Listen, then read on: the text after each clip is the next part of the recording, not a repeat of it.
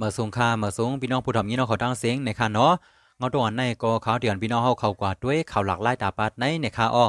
นกยุงเถินซองตัวโพเมมาซักปลายลวดเหมือนปันไม้ที่3ตัวปาดในไว้ค่ะอ้อเขาลองในก็เป็นดีเนเมืองไทยค่ะเนาะเป็นดีไผเย้าค่ะอ้อในก็เป็นเงาตรงนกยุงเถินซองตัวขาอ่อนกันมาเรียนอยู่ดีไว้ลวดนั่นเจ้าของลวดด้านไถเงาตรงขาไว้ไล่เหมือนขาเป็นกูโพเมกันไว้ค่ะอ้อ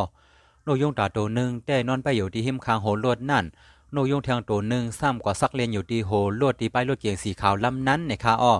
ป้ายรถเกียงสีขาวลำในซ้ำเป็น284เซตในคาอ้ออันเป็นป้ายรถเกียงสีขาวลำในมันในคาเนาะที่3ตัวปีในมันออกกว่า3ปาเย้ากล้วยกามันเดียวกว่าตัวปีนมันในคาอ้อ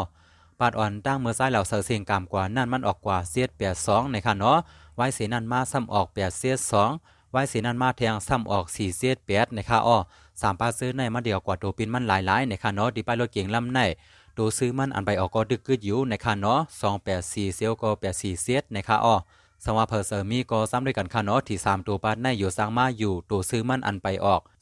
284เซตในค่ะเนาะไปลวดลำในเลยว่ามันเต้ในค่ะเนาะกูก็ปีเลียวกล้วยที่ออกกว่า3ปาดเย้าในค่ะอ้ออันเป็นนกยุง2ตัวโผเมในก็ไว้เสว่าหันเจ้าของรถมาไถเงาตรงขาเย้าก็ขาก่อนกันเลียนปลายเข้าเถินกว่าขึ้นในค่ะอ้อและในก็เป็นข่าวหลักไล่ดาปาดในค่ะเนาะนกยุงเถิน2ตัวโผเมมาซักปลายลวดเหมือนปันไม้ที่3ตัวบาดในไว้ในค่ะอ้อ